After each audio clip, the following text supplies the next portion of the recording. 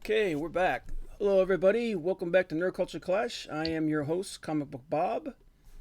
And with me, as always, is my co host, Tom the Immortal Cummings. And we are here to cover the stories we thought were interesting in the nerdiest of cultures this week. How you doing, Tom?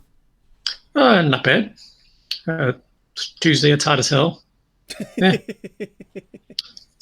Yeah. What is the temperature today? It's Uh, like close to 90, isn't it? yeah. I know it's humid as hell. Yeah. That's what I hate. But Riveting. yeah, yeah. 87 degrees would be your our current temp. Yeah, it sucks. But Yep. okay, so let's uh well, now that that's out of the way, let's go ahead and get right into it here.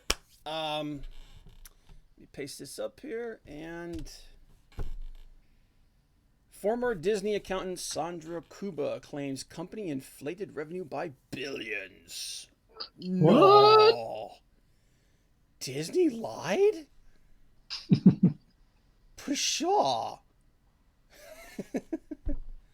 Okay, Oh, hello, so ERTs. hey, what's up, brother? Okay. And apparently I have an update ready to go for Adobe. Thanks for letting me know right now. Yep. Just cut in over top of everything. But let me go ahead. Let me get my my restream chat up here. I'm gonna boomer this for a second. Okay, so we got Disney pretty much saying, "Oh, Yep. sorry, we didn't make as much Well, money as we said we did." okay. So let's like Or actually, they didn't. let's She said it. let's let's let's let's let's approach this objectively. A former, which means that she either got fired or she left. So we have to take that claim with a little bit of a grain of salt. But considering that we're talking about Disney, who might be, I cannot hear Comic Book Bob. Can you hear me now, bro?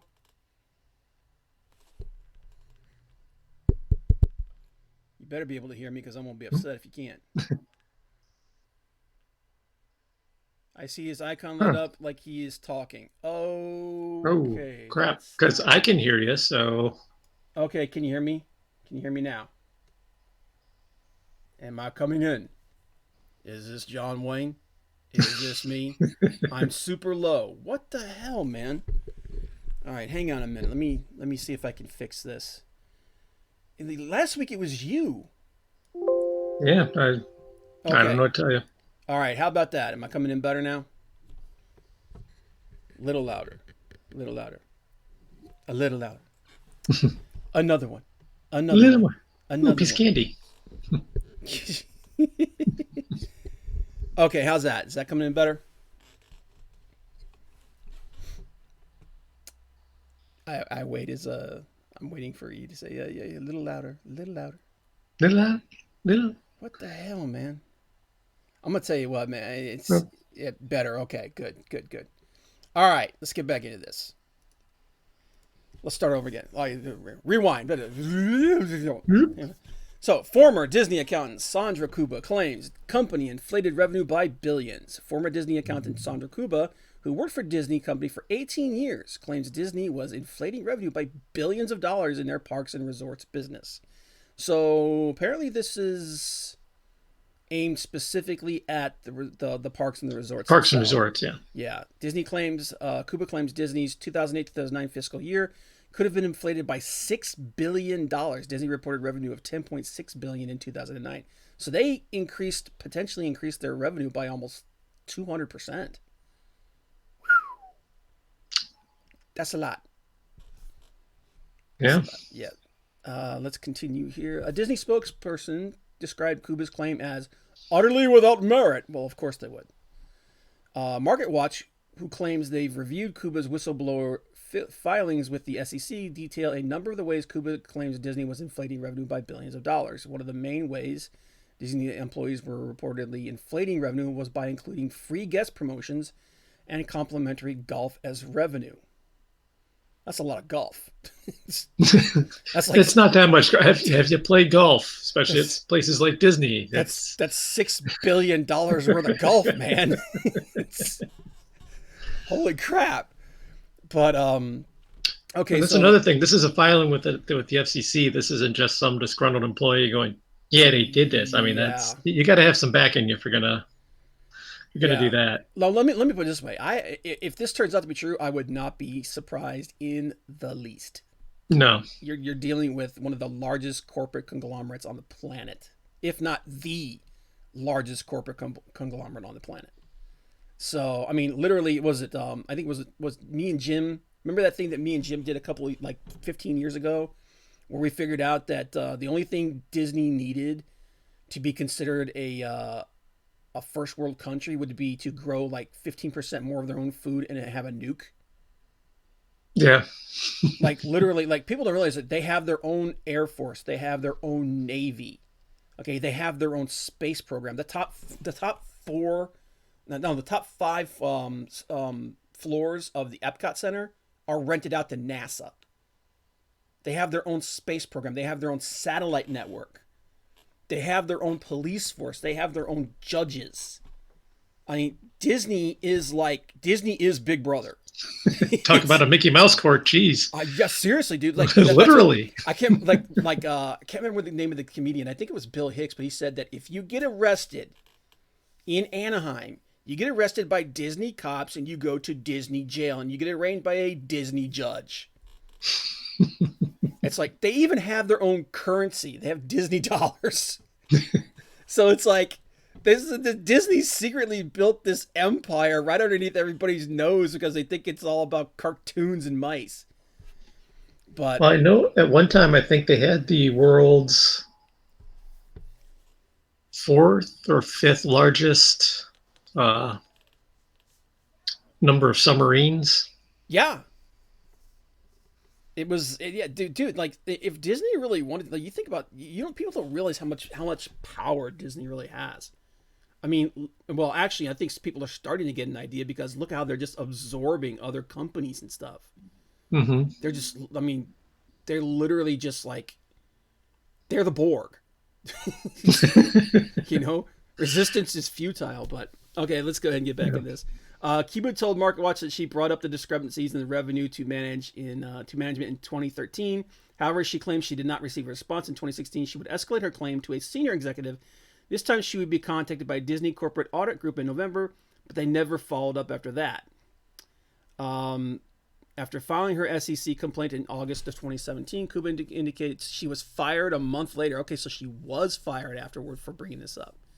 She would go on to file a whistleblower retaliation complaint with the Department of Labor, Occupational Safety, and Health Administration in October of 2017. So this has been going on for a couple of years.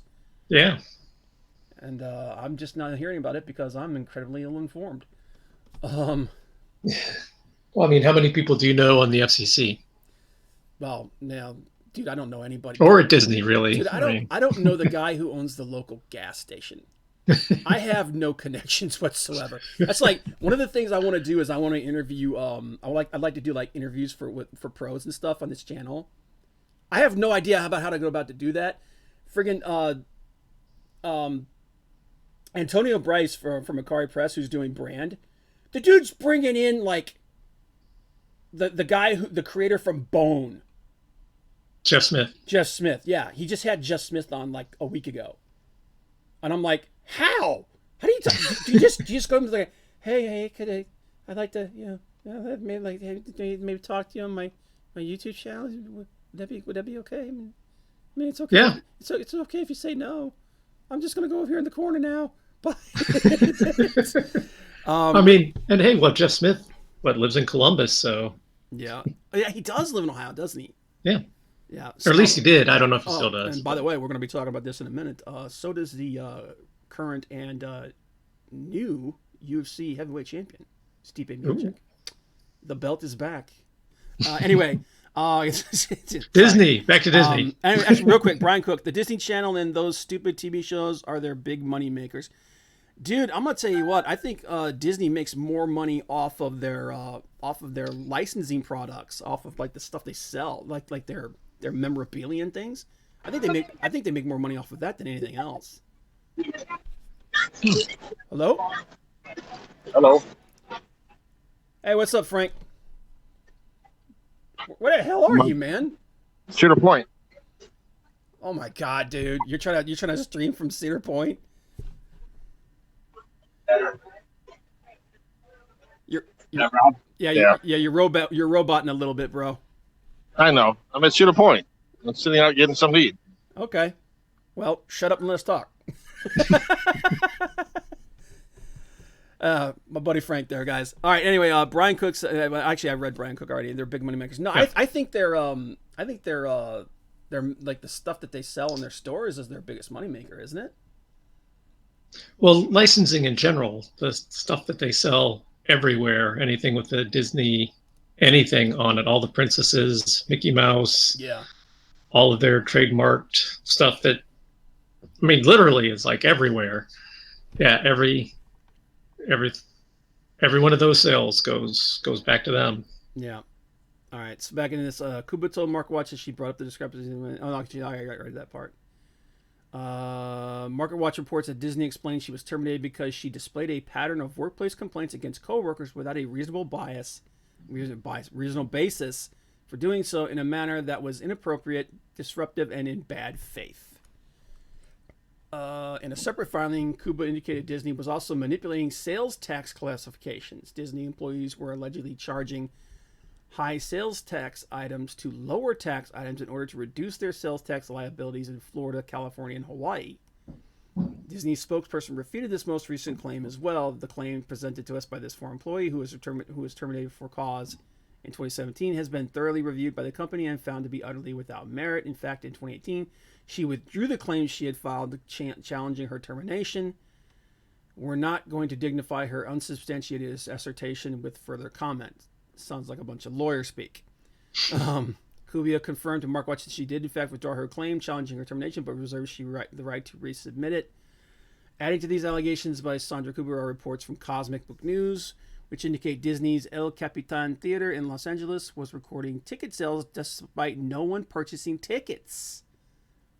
Interesting. Now this is interesting, and I'm going to bring it up in a second on a different note.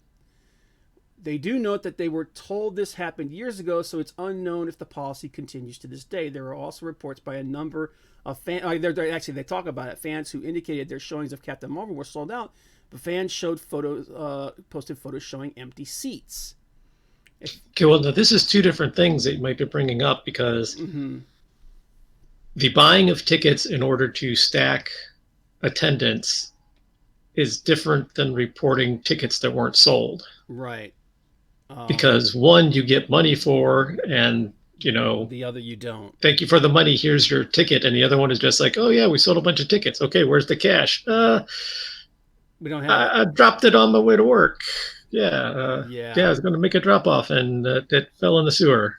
Yeah, because the one I know that I did see the stuff from the one theater owner who posted the pictures of the empty of he showed on the app where the entire two front rows for the showing were sold out, and then the movie's starting and there's nobody there.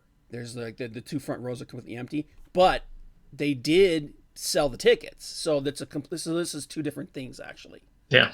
Because one is that they're saying that they actually sold tickets when they didn't, which and is fraud. The other is they sold tickets and then no one showed up, which is padding. Yeah, So, a former SEC attorney, Jordan A. Thomas, told Market Watch that SEC appears to be taking Kubia's allegations very seriously. Okay, now see, that lends a little bit. I was going to say that up to this point, this is pretty much just he said, she said.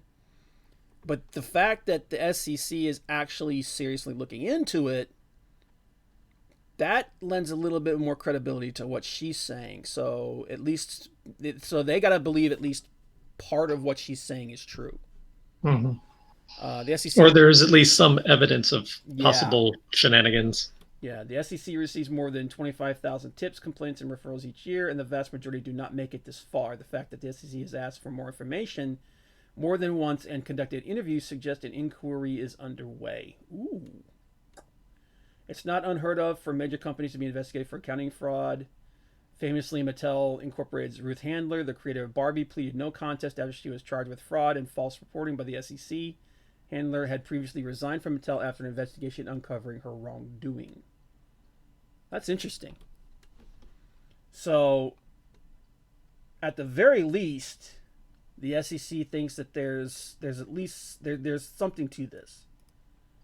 Whether or not it's all or just a portion of the claims that she's making, it's worth looking into. There's and especially something there, and they have to. I have to think that there's got to be something especially interesting in this for them to think about going after Disney, because Disney's got all the friggin' clout. They've got all the money. They've got all the. They could buy all the lawyers on the planet. What the? Frank.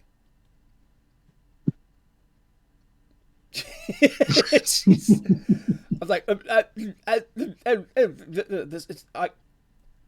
I'm glad you're here, bro, and I love the sounds of joy, but that's gibberish. But yeah, I saw this and I was like, okay, so at the very least, I think that they have to believe that there's something to this. Can you hear me? Yeah, I can hear you now. You're talking about ticket sales, right? Yeah. Well, I don't understand why they're coming after anybody, because Major League Baseball and all the sports do it all the time. Okay, the difference in this is they're claiming that they made sales, but they're claiming tax exemptions and revenues and whatnot from it, but the ticket sales never actually happened. That's the difference here. It's not like they were talking about with the theaters where somebody bought the tickets and then didn't show up, and just didn't claim them. This is them saying that they sold X amount of tickets, which takes their revenue and changes their revenue stream, but there's no actual record or indication that the sales actually took place. So there's a difference. That's why Tom was actually delineating the difference between the two here, because they're kind of in the article here, they're kind of adding these two together when they're actually two different things. One is a shady business practice. The other is just people throwing money away. Yeah. So, but yeah, I mean, it'd be interesting to see what happens. I mean, obviously this thing started in 2017. So for it to keep still be going on today, there's got to be at least something to it. Whether it's either all of what she says is true, or just a part of what she says is true. We'll have to see. And I wait for a response. Frank? Okay. All right, moving on. Okay, next. Okay, so this was an interesting one, at least I thought it was, for a couple different reasons, and we'll go into it. Inverse praises Snake Eyes retcon by casting Harry Golding in upcoming G.I. Joe film. Okay, so right off the bat, I'm going to tell you this. Until a couple of months ago, I didn't even know they were making another G.I. Joe movie. Because there has been no traction on that thing at all. Well, so I don't have I'm not holding out a whole lot of hope for these things being, because full disclosure, first two, they weren't that great. First one was terrible. Second one was better. But second one was not as bad as the first one, which you said was terrible. One was complete crap. The other one was crap that got on your shoe and you didn't realize till you got in the house and you smelled it. Yeah, it was crap, but it was like dried and it didn't make any smell. It didn't have any smell, and you got rid of it fast. Yeah. So, but man, like I said, man, I didn't even know they were making another one of these, and apparently they're making a couple of them. But all right, let's get into this. Inverse's Eric Francisco praised the retconning of classic G.I. Joe Commando Snake Eyes after recent reports indicated that Crazy Rich Asian star Henry Golding would be cast to play the character. I gotta watch that movie. Crazy Rich Asians? Yeah, I have to watch that movie. I didn't watch it because I can't stand that Aquafina chick. But everyone tells me that it's like a really funny movie and everything. I was like, maybe they're right. I don't know. But yeah, I got to. Anyway, back to this. Francisco begins his article stating, "Finally, we can stop pretending to believe that Snake Eyes is a white guy." Okay, here we go. Interesting enough, he admits that Snake Eyes is a white guy, as revealed in Marvel Comics' G.I. Joe, a Real American Hero, back in 1995. Which makes that statement stupid. Even more interesting is the fact that the story was written by comics icon Larry Hama, who happens to be an Asian American. That's very true. Full disclosure, I was not a big G.I. Joe fan. I loved the cartoon when I was younger. Wasn't a big. I didn't really pick up the comics very much because my favorite characters in G.I. Joe were Quick Kick, Snake Eyes, Storm Shadow, and Zartan. And if the comic didn't have them on it in the cover, or like I wasn't buying it. Yeah, even the show was like, if the show, like, I'm like, okay, are my guys, is at least one of my guys in this? If they're not, nope, okay, I'm done. So, full disclosure, I'm not the biggest G.I. Joe aficionado. Jeez, God. Okay. You'll see what I see in a minute here, Tom's like, oh, God. However, Francisco falsely claims that Snake Eyes' face has only been seen once in the comics, as noted previously, and shown in Clownfish TV's commentary above. Clownfish is a good channel, guys. Go check them out. Snake Eyes' face is shown in G.I. Joe, a Real American Hero, 93. This is the last time you shall see your face in this condition. You will be a supermodel. However, his face would appear in subsequent issues of Hama's Snake Eyes trilogy. Here's a look at his face in issue 94. And of course, they're talking about how awesome he looks now. Not only is his face shown in Hama's Snake Eyes trilogy, but as Clownfish points out, actually his face in the comics, multiple occasions, they just always shout it out. That's true. Now, I remember they're doing that. I also remember them doing that in the cartoon a couple of times, I think, if I'm remembering. Like he'd have his mask off when facing away from the camera and then turn and... Yeah, I might be making that up.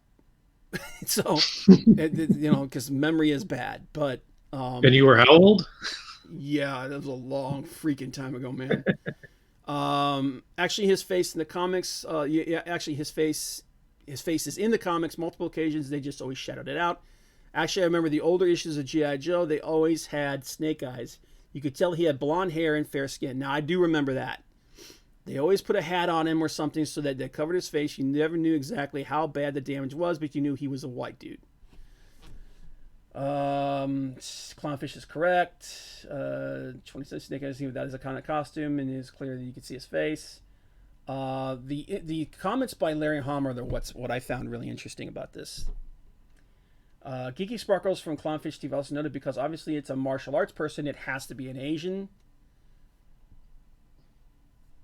Actually, let me back up here. Despite the fact that Snake Eyes has always been a white man in the comics for years, Francisco states, casting an Asian American to portray Snake Eyes feels like a serious course correction that feels long overdue. This is certifiably wrong. It's a major retcon of the character by a Hollywood studio.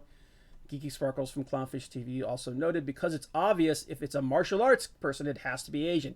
It has to be. That's like the biggest stereotype. You guys are just stereotyping the hell out of it and then complaining about him being white. And now they're fixing it now to make it like our stereotypes that we think it should be. That's why you guys are saying it. It could, if I could change the title, they are fixing Snake Eyes and make him a stereotypical Asian martial arts artist because we didn't like that he was white. Yeah, it's course correction from what? Course correction from your stereotyping? Is that what's wrong here? Because the ninja, it wasn't a stereotypical Asian, it was a white guy. See, it's more than that. He wasn't just a ninja. He was ninja trained. But he was like, he was a special ops guy. Larry Hama, who created Snake Eyes, issued the following statement explaining why Snake Eyes was white. Some people are saying that casting Golding fixes the character of Snake Eyes, but I disagree. I had always wanted to keep him ambiguous until Hasbro introduced Storm Shadow as the only Asian character and made him a bad guy. I decided to fix that by delving into his background and gradually turning him into a good guy. This is why Snake Eyes is a white guy.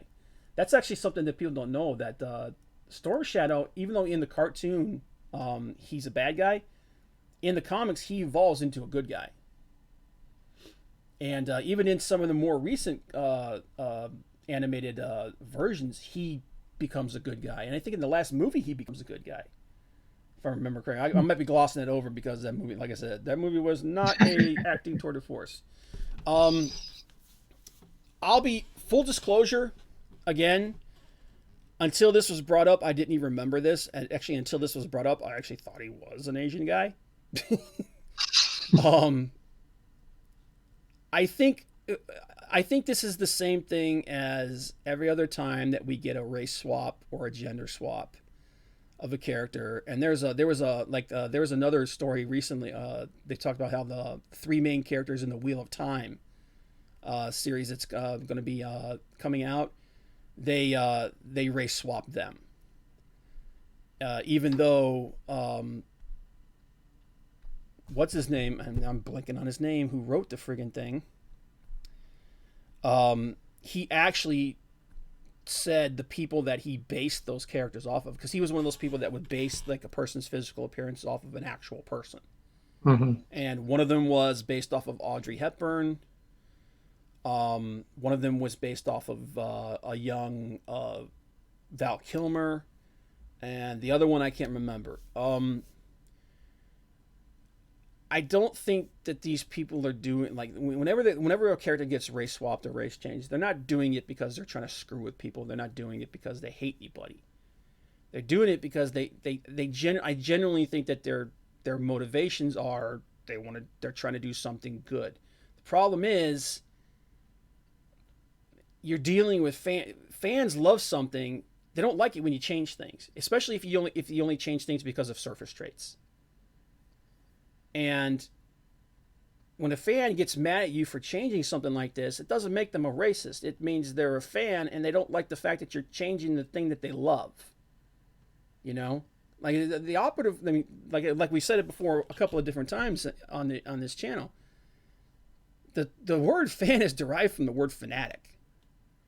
And when you're fanatical about something, man, you change anything, you better have a damn good reason for doing it, other than you want to score diversity points. This changing the character doesn't add anything to the character. And I think that's the biggest problem here is because it obviously doesn't add anything. So if they were gonna do something with his story, and like maybe make, like, I don't know why you would do something like this because it's kind of stupid, but you like make him and Storm Shadow actually brothers or something, then I could kind of understand it then. But when you make changes like this, unless it's to actually improve the product, it comes off as disingenuous. Well, it also depends, like you just said, when you just went over where the character design was specifically done off of specific people. Yeah. You know, there are a lot of things that, I mean, it just doesn't matter. Yeah. I mean, there's a lot of books that they never really give character descriptions. All they have is, dialogue. Right. They talk and, they'll like discuss what they're wearing, but they never say, oh, and by the way, that person is light-skinned and blonde, or, yeah, their skin is mocha colored, or they're Asian. Sometimes character descriptions are never given. So that means you bring whatever you want to that character. Right. And in those cases, and there have been a couple, and then people get upset about it, it's like, well, that's just what you were picturing in your head. The character was never codified as X, Y, or Z, yeah. X, Y, or Z. There are other times when they are, and when they are, there's it codified as X, Y, or Z, and you want to change it. Yeah, you're going into better have a good reason. Yeah, it's just like what was it? The big argument. The last. My brain is not wanting to work today, man. I swear to God.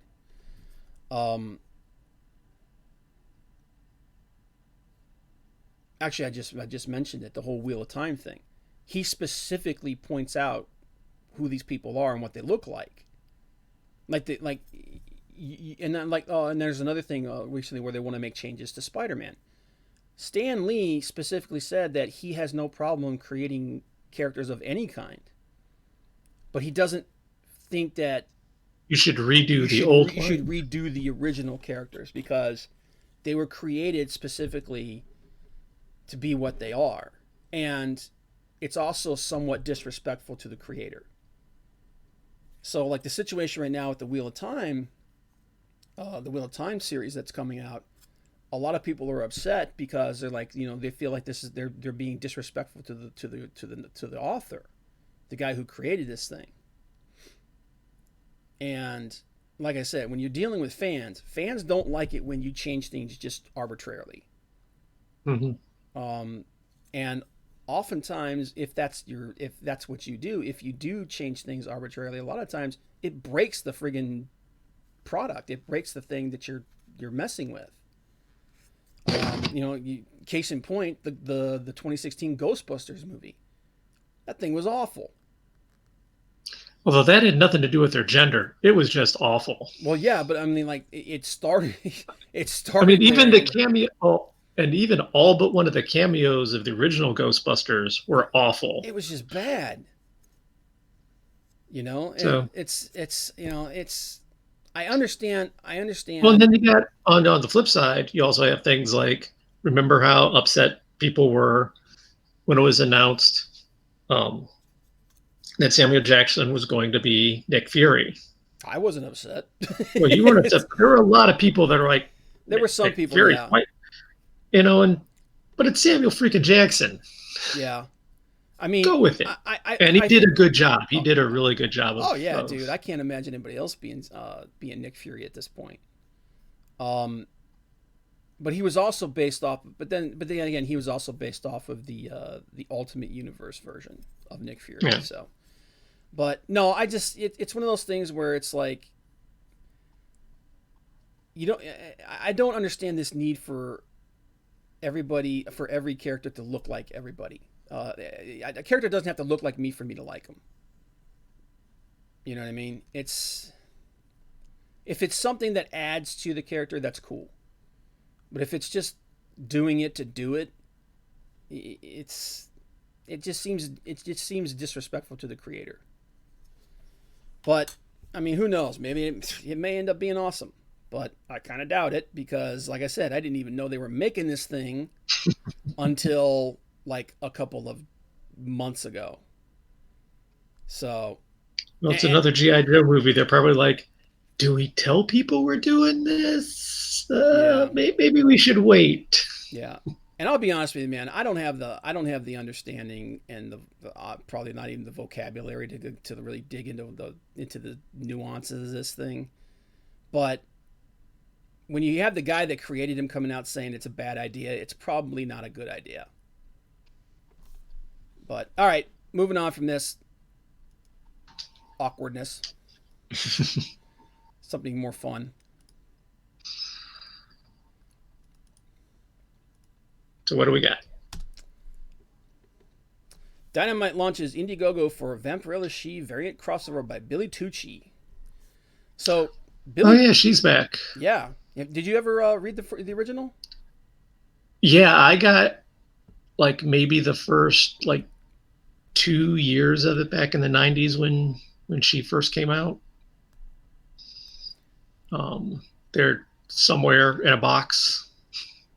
Yeah, I've got the original. I got the first issue, I think, and then I don't think I have any of the others after that one. But Billy Tucci, I actually follow him on his YouTube channel. He's pretty cool. He does a show called Crowdfunded Comics, and he just had Brian Pulido on there, and he has different people on there every week. But he's relaunching She, like he's doing a new She series. He's crowdfunding it. But Dynamite has been going and reaching out, and in some cases the creators are going and reaching out to them, but they're reaching out to a bunch of these self-publishers, these indie creators, to come in and do like these cover crossovers with their characters and the Dynamite characters. For instance, Ethan Van Sciver just did a crossover between he has his book Cyberfrog that's gonna be out eventually. Um,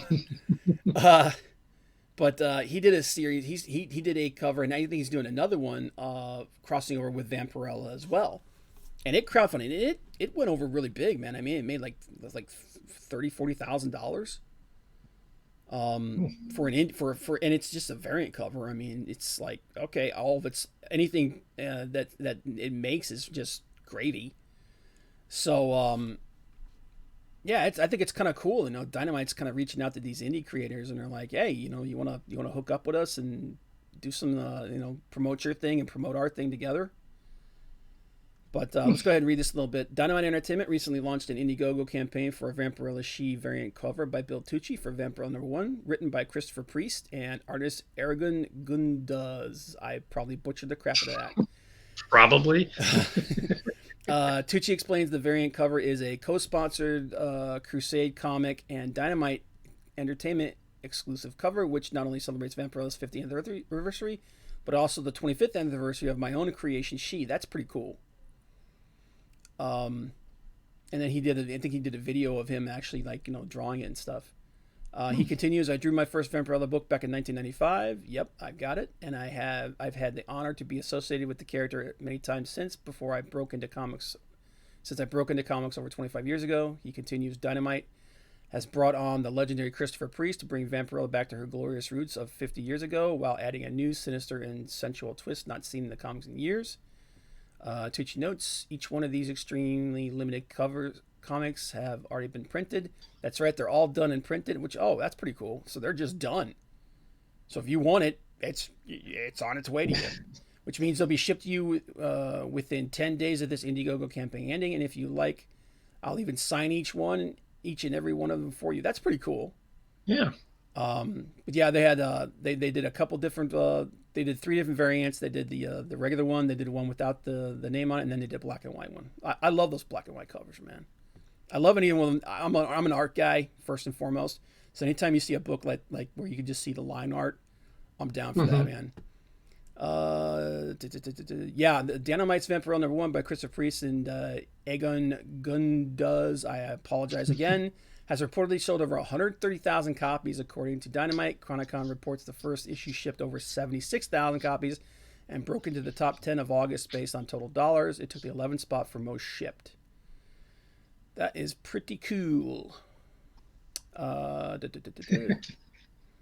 it goes on. I must admit, I've said before how much I really don't care for variant covers, especially when they do a lot of variant covers. Yeah. But hypocritical me. Well, I of course ordered all 3 of the variant covers for the latest issue of Lenore, including the blank cover. So. Oh, you mean the sketch cover where they can draw something on there for it? Yeah, if I ever meet them. Yeah, I've got one of those. The difference is that this one is not just like a random thing. It's actually celebrating the 50th anniversary of Vampirella and the 25th anniversary of She. Well, it has the 3 variant covers that are all a variant of that cover. Yeah. So yeah, it's not like we've complained about before where they'll be like, oh, well, we're coming out with an issue of this, and yeah, like issue 12 of Thor, and here's 25 variant covers for you to choose from. It's like, what the hell? Also, and then there's special ones that you can only get if you order so many of the regular cover, and that's too much. No. Yeah, but also it looks like they only made a certain number of these. So these are just this is literally, let's do a special thing for a special event. Mm-hmm. It's not about can we pump as much money as we possibly can out of this thing. Yeah. So it goes on to talk about Van Sciver's, which sold like 25 grand. And it actually this is the one he's doing right now. It's up there. It's already up to almost 25,000. The one he did before was almost 70,000 and sold over 1,000 copies. So yeah, I mean, I don't have a problem with with variant covers as long as they make sense. And as you notice, they're not like 15 of them or 10 of them. It's there's one cover with like two variations off of it. Yeah. And that's it. And they're a limited amount of them, and that's it. So when you have like a seminal issue, like you hit like issue 100 or something like that, or there's a special event or something like that, a variant cover's not a problem. Or like for like the Vampirella thing, where the freaking thing sold like gangbusters. So they made some variant stuff off of it because they're like, holy crap, this thing sold like crazy. Let's make a variant cover and sell some more. You know, rewarding something with a variant cover is different than putting out a bunch of different variant covers right from the get-go just because you know the book's just not going to sell as well. So, but also the fact that Billy Tucci is just a freaking cool dude. He's just such a nice guy. I ordered this freaking Miss Fury book, and I still haven't gotten it. Yeah, the upcoming Miss Fury book. I ordered that book like a year ago. I don't know what the hell's going on with this thing. But yeah, the reason I ordered that was because another artist that I follow, Marcelo Abreu, and I'm probably butchering his name as well. He did some stuff for that, and I was like, oh, that's pretty cool. I'm gonna Nemo Prox. Hey, what's up, bro? I got Nemo Prox is over on Twitch. Thanks for being here, man. But anyway, yeah, I thought this was cool. I'm backing the whole She thing when it comes back out again. And I'll have the new number one to go with the old number one. So like I said, Billy Tucci's a nice dude. I really like him. Okay, so next topic, and this one was actually kind of interesting because at the same time it's kind of funny. George R.R. Martin declares HBO's Game of Thrones ending will not affect the books. It better not. Unless the effect is to make it better. Oh, crap. Go away. Stop it. I was trying to kill that ad, not click on it. Yeah, I hate when they hide the close button in there. Yeah. Yeah, so if you haven't been keeping it, what are you doing in this super stream? We are going over some nerd news, and we're going to do a comic book review. So sit back and chill, man. We're gonna talk about some stuff. But anyway, yeah, like I said, if you have not been, well, if you've been living under a rock, then you would know that the last season of Game of Thrones. 2 seasons. Well, especially the last season. Yes, especially the last season. The last season of Game of Thrones pretty much pissed off everybody. Yeah, the especially the last 2 episodes came out, and the entire collective human race lost their nugget. And it pretty much sent the 2 producers, R&R, what was it? No, D&D, R&R. What the hell's wrong with me? It sent them into a tailspin, and there's actually some news coming out now that their deal with Lucasfilm has fallen through. So what? Yeah, that's all. Like this thing blew up. And then a lot of people were saying, but George told us what was going to happen. We just did what George said. And now George is going, yeah, don't you drag me into this. So, George R. He's like, dude, I'm old. I'm not going to be around much longer. I don't want these people to kill me. Anyway, let's go ahead and get this. George R. Martin declared that HBO's Game of Thrones ending will not affect his conclusion to his Song of Ice and Fire series. Martin spoke to The Guardian. Can your friends say hola a todos? It's hello everybody if he can. Tom? Hello everybody. No. Hola a todos. Hola a todos? Yeah, I'm probably butchering that really badly because I suck at even English. So, but there you go, man. Martin spoke to the Guardian. No, it doesn't. It doesn't change anything at all. As Rick Nelson said in Garden Party, one of my favorite songs. You can't please everybody, so you've got to please yourself. Wow, you know you're old when you're quoting Ricky Nelson. He didn't add that to the show. He did add that the show's ending is similar to the ending in the books. Oh my God. Martin stated they're not the same thing, although they are very closely related to each other. Well, now I can see that because I've read the books and I know where they've diverged, but and this is part of the problem with the producers of the show and the big mistake they made. They were like, okay, we've got a character arc here. To develop this character arc, it's going to take like 20 episodes. We've got other stuff we want to do. So 6 episodes done. There you go. You just truncated everything. So now it doesn't make sense. Yeah. No, it's a journey. You have to get there. Yeah. It's like saying, hey, what's really great is renting a car, driving through Maine in the fall, looking at all the nice trees, and then somebody's like, okay, well, yeah, I took a plane to Boston in the fall. That sucked. It was like only 2 hours long, and they're like, no, you're supposed to take the drive. Yeah, but the plane only took me like 2 hours. Okay, that's the point. You're supposed to drive a couple of days and see the scenery. If you just take a plane there, yeah, you're missing the journey. Yeah, there was like I was actually talking to someone the other day, and people just keep bringing up stuff that just doesn't make sense in the show, like the scorpions, the way that they shot the dragon out of the sky. It doesn't make any sense because at that range, how are they going to hit anything at that range? Because if you remember, at the range that they were at, they were far. I mean, they were. You have to lead that target so much. Yeah, and not only that, but those dragons, their hide is tough. It's like, and there's no way that they should have been. Yeah, it didn't make any sense. And then the next episode, their big tactic is just to dive bomb them. Isn't that the way you got your other dragon killed? Anyway, it's just another thing. But all right, let's get back into this.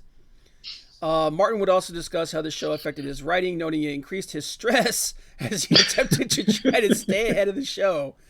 There are a couple of years where if I could have finished the book, I could have stayed ahead of the show for a couple of years, and the stress was enormous. He added, I don't think it was very good for me because the very thing that should have sped me up actually slowed me down. Every day I sat down to write, and every day if I had a good day, and a good day for me is 3 or 4 pages, I'd feel terrible because I'd be thinking, my God, I have to finish the book. I'm only written 4 pages when I should have written 40, but having the show finish is freeing because I'm at my own pace now. I have good days and I have bad days, and the stress is far less, though it's still there. I'm sure that when I finish A Dream of Spring, you'll have to tether me to the earth.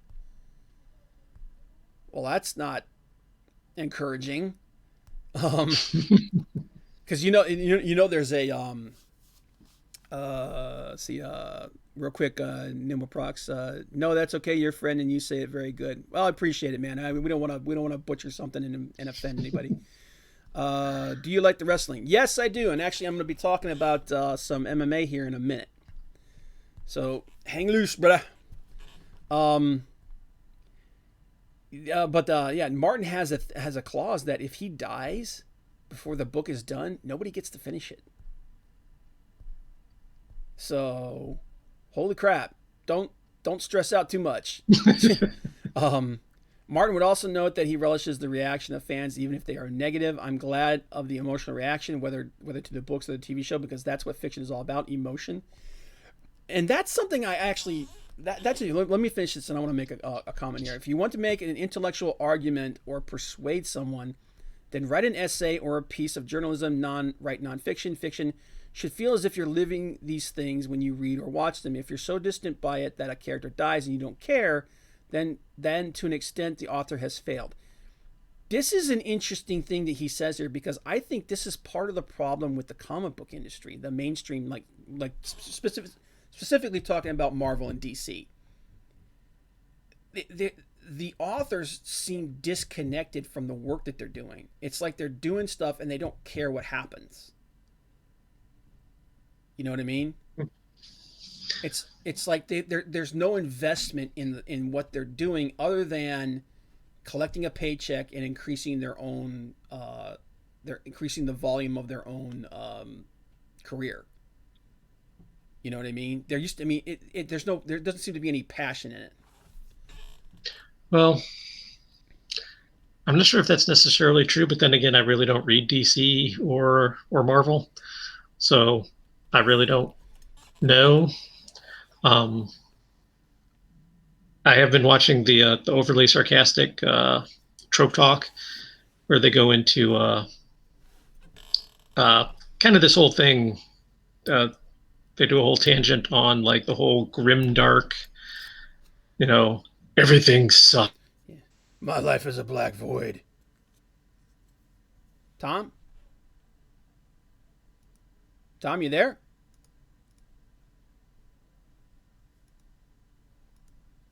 Tom, say something to me.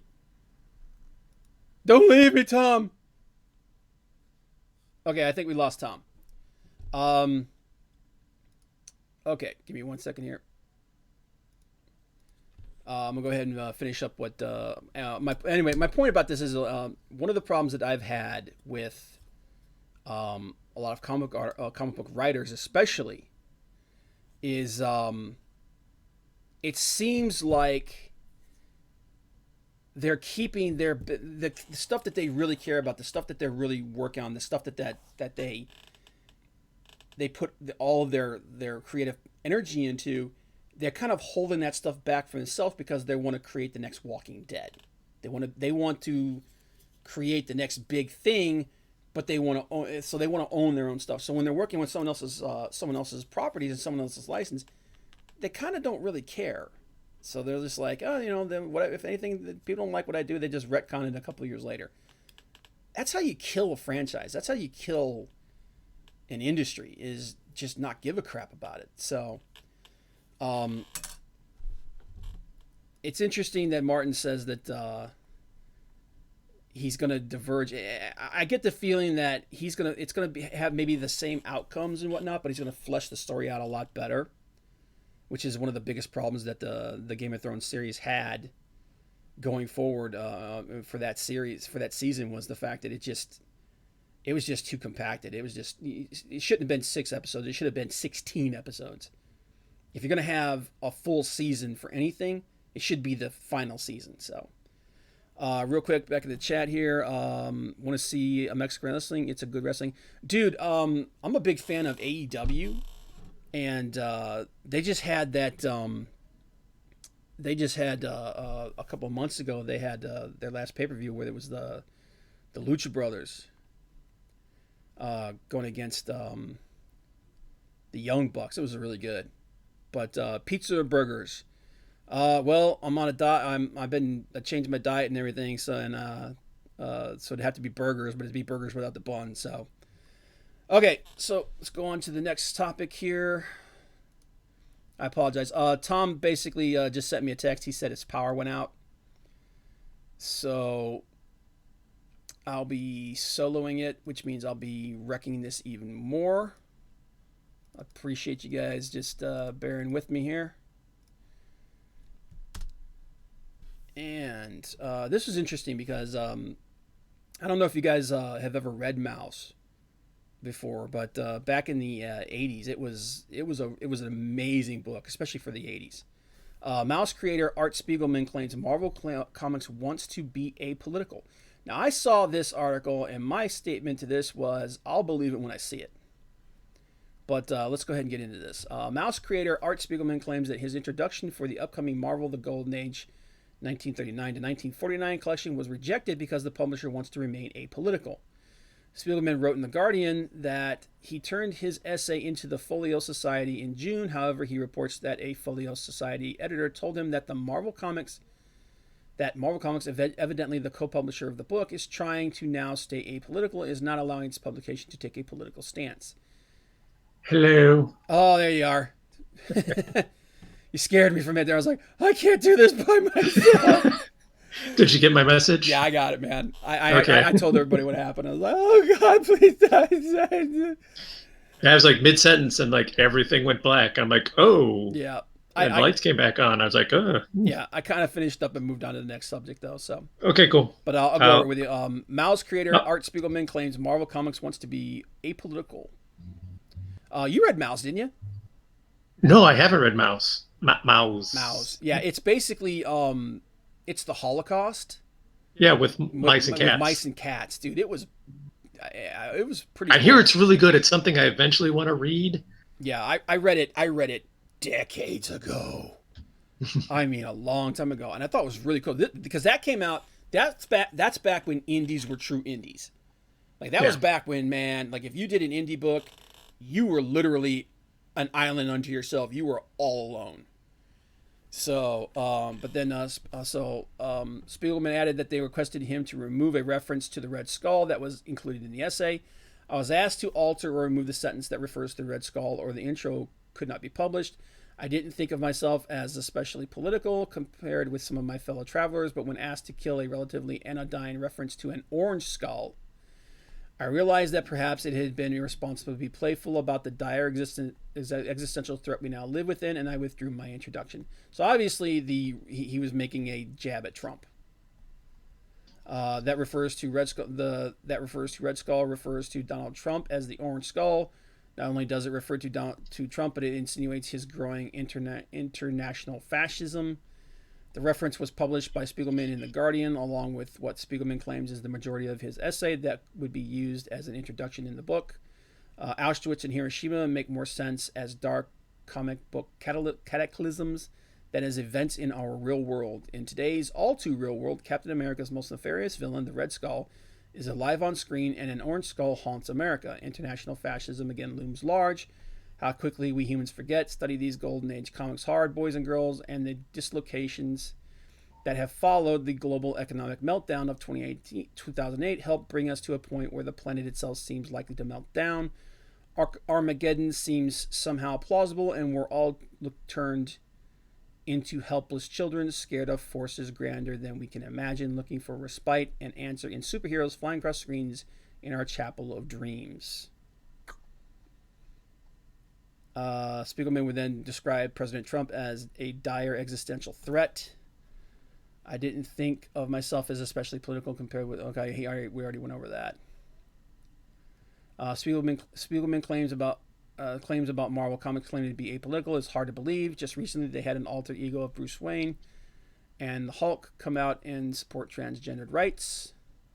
And maybe the biggest rebuttal of Spiegelman's claim comes from current Marvel Comics writer Saladin Ahmed. Ahmed declared politics are central to the story for me. Honestly, what do you think of Spiegel's claim that Marvel Comics is trying to stay apolitical? I'll believe it when I see it. It's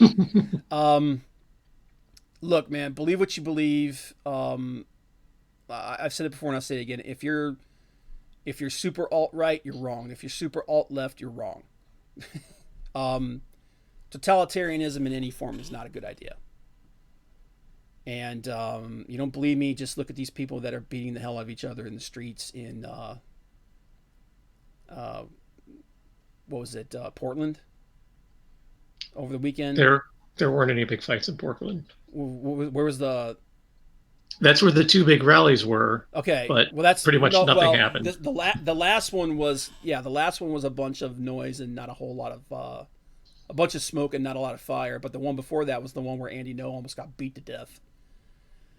So, yeah, if it's just be good to people, guys. I mean, that's all it comes down to. Just be good. Just be good to people. And stop acting like when someone disagrees with you that you need to burn them to the ground. But yeah, check out Malice. It's actually a pretty cool book. Like I said, it's something I've always wanted to read. I've just either never gotten around to it or been able to find a copy. So yeah, okay. Everybody love everybody. Well, everybody love everybody in a figurative way. Don't try to love everybody physically because that would be bad. Don't take that statement literally. But I love you, Rob. Yeah, I'm gonna mute you now. Okay, moving on. All right, so actually, I meant to go over this before the mouse thing because that was going to be in our comic section, and I'll just go over this really quickly because I know most of you guys don't give a crap about this stuff, but I do.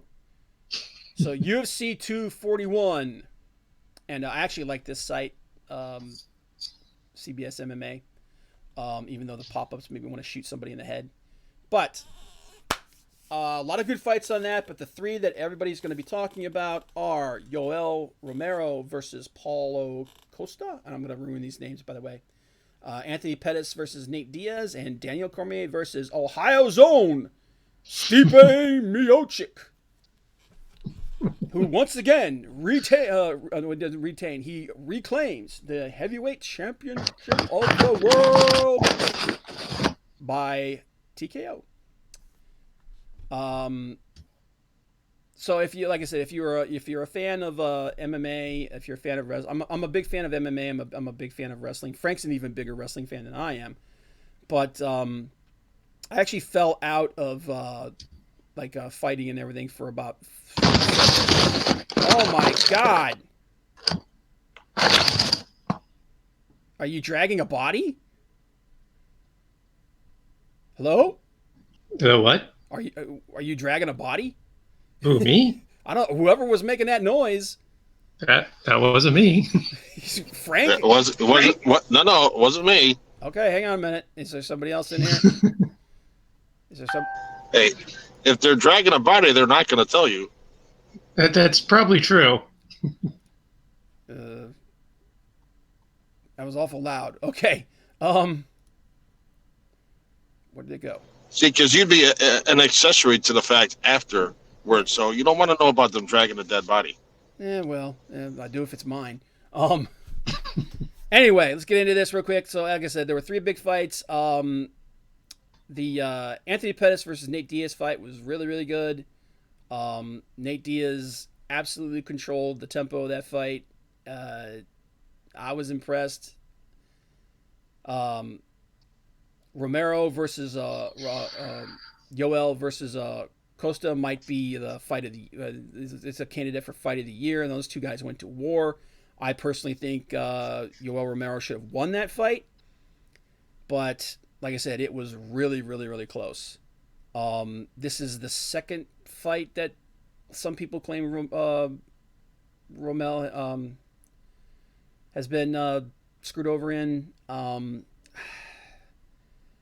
I just think people saw different things in this fight. Like I said, personally, I think Yoel should have. I always mess his name up. Yoel Romel.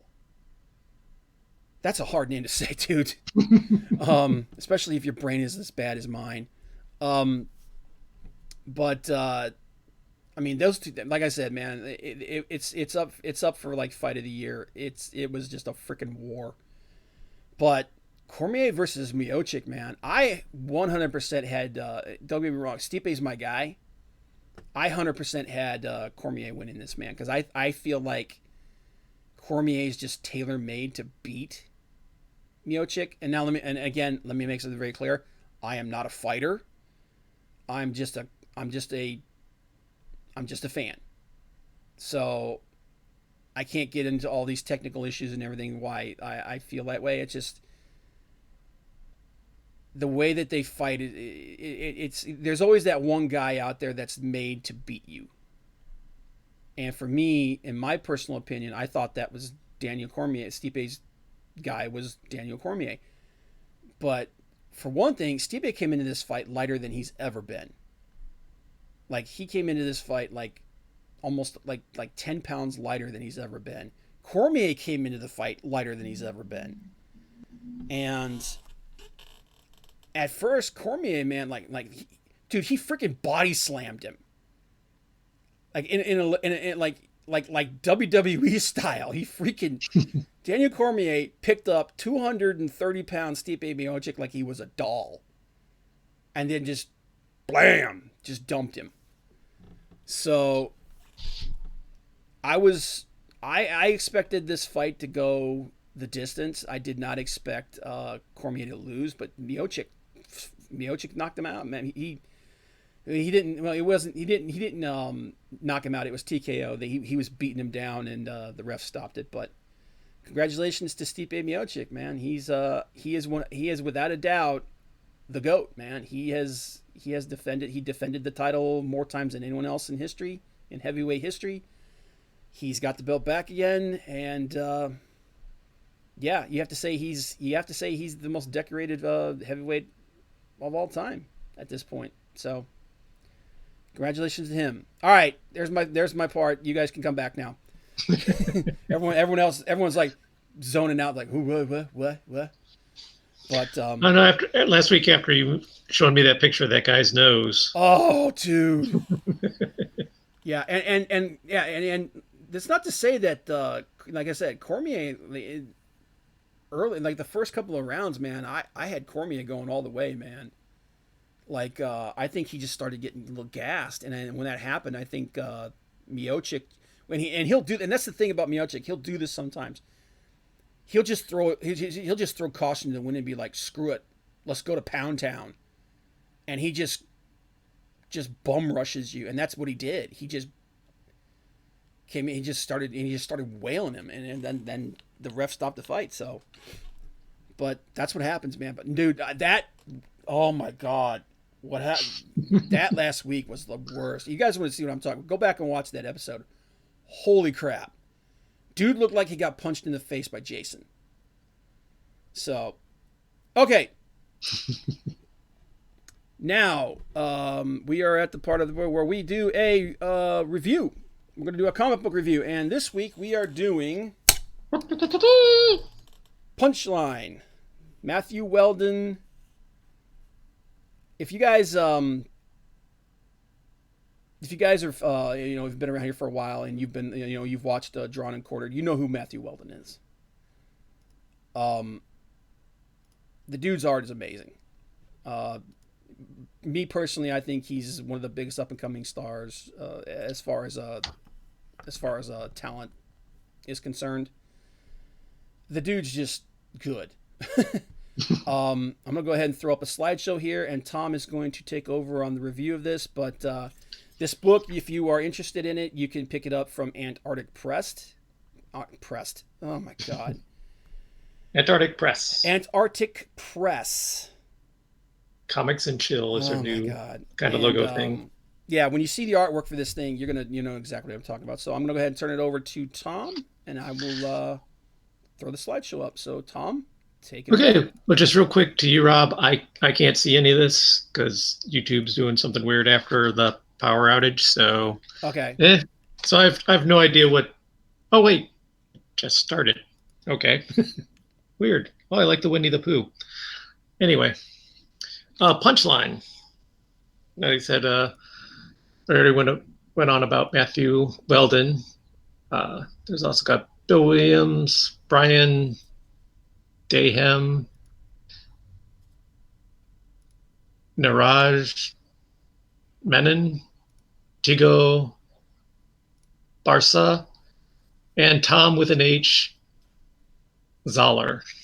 Yeah, we apologize. I have no idea if I got any of those right, but yeah, we apologize ahead of time for any of the damage we did to these people's names. Yeah, I'm really liking some of that I got any cover of those art, but kind of wish I would have got single issues. But I have the graphic novel, finally got that, so finally sat down and read it. I said I have a few of these issues, but it's about a new superhero who got her powers from the blood of an old superhero. The whole scene on the graveyard bench, yeah. I don't want to say that I didn't get it, but I don't know. It just seemed like really kind of weird to me. But she gets these superpowers, and the old superhero is training her on how to use them, and then also kind of giving us her backstory from time to time. So it's really cool. Nice concept. The training montages are much better than they could ever be in a movie. Yeah. Some of the stuff she has her do, like, oh, hey, go find this backpack or whatever. And she's like, okay, and she's still like getting used to her powers. So like, the older superhero's like, where you been? Like, hey, I just learned to fly yesterday. Okay. Oh my God. Sorry, I'm just looking at the cover art, but yeah, dude. I mean, he's so good, man. Like if you there's a show every week on Wednesdays called Drawn and Quartered. It's on Mike S. Miller's channel. It's called the Blacklist Universe. Just look up Blacklist Universe on YouTube or just type in Drawn and Quartered. Matthew Weldon is a regular on there, and I vote for the dude every freaking time. The other thing about the art, like I said, I'm an art guy, so I buy with my eyes first. Like what Tom said, the storyline for this is actually pretty cool. One of the things I like about it is the fact that you're still not entirely sure exactly what's going on with her powers. Yeah. Or even her in general, because you really don't have much of the girl's backstory at all. Yeah. And it's more actually filling in more of the backstory of the older superhero. Yeah, and not only that, but like, is it supernatural? Is it some kind of weird science? Is it something? Because she talks about like she's under, almost like she's under contract. Yeah. With these powers, and it's like, is it a thing where like she's getting it from a god or an alien or some corporate? You don't know. Like there's enough to the story that it's interesting. And it gives you an insight into this character, but it also sets up a whole lot of mystery for like what's gonna happen in the future, because like I said, there's like Tom said, there's a lot of unanswered questions. But so far they're doing it well, because a lot of times people do stories like that and you just don't care. Yeah. But this one, it's like, oh, I want to know what's happening and what happened, how it all ties together.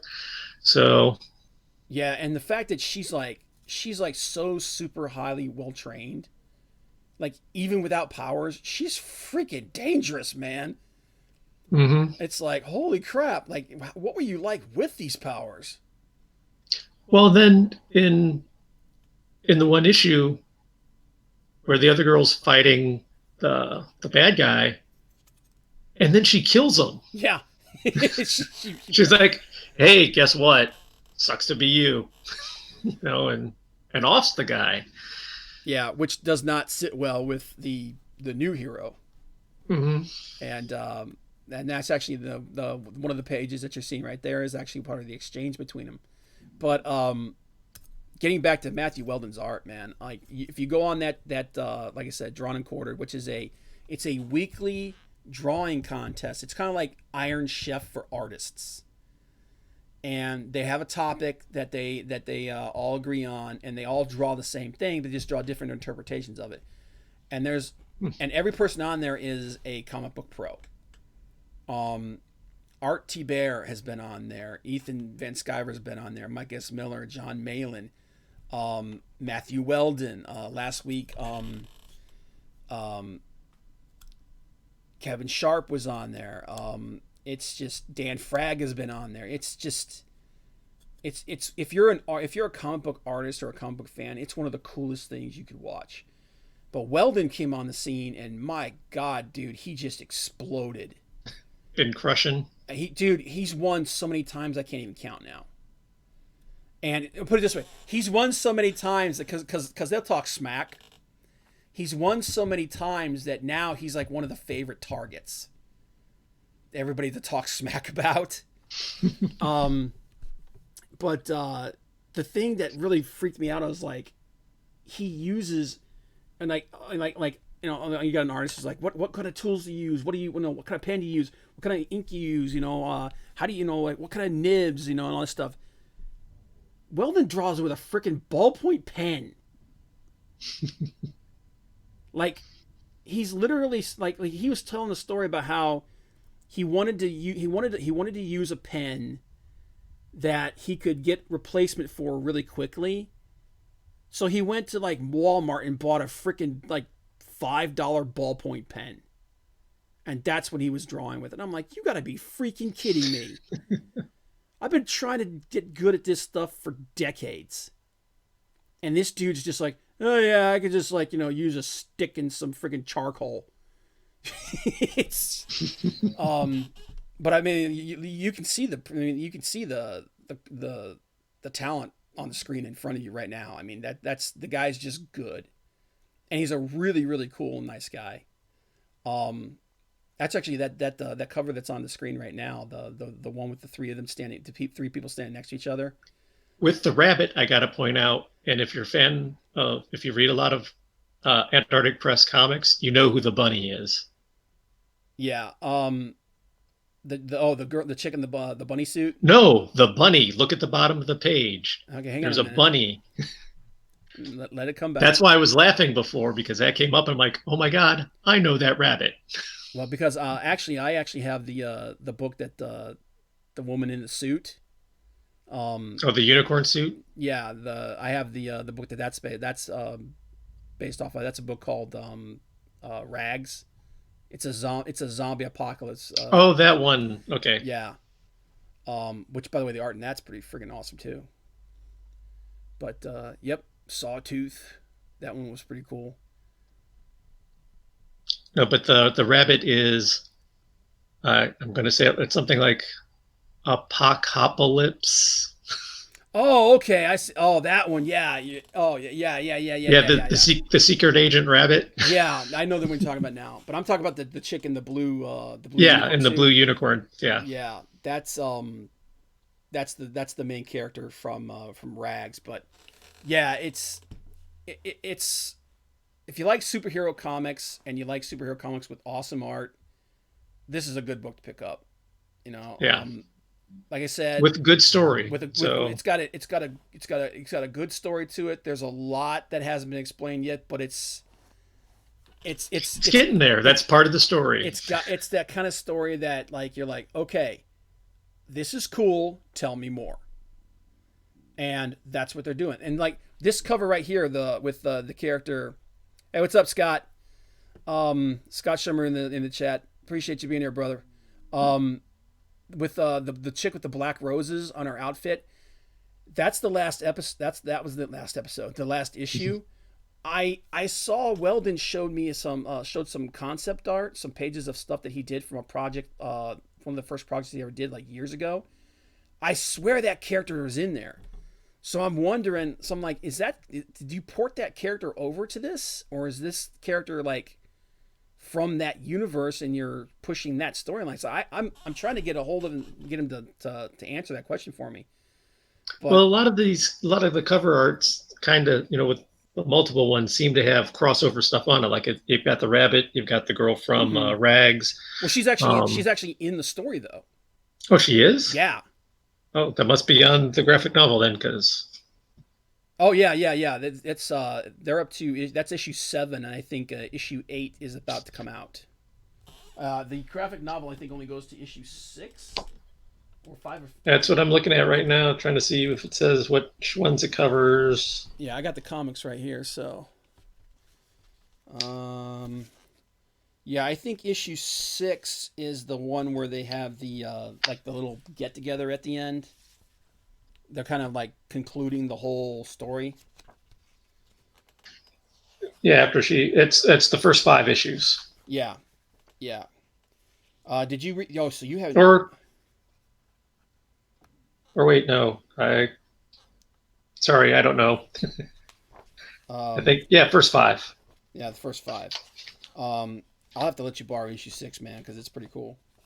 So far, the whole story's been pretty cool. So yeah, but. Yeah, definitely if you can find it, because it's like getting the trade is probably the best way to go about it, because getting the individual issues is turning out to be really hard for people.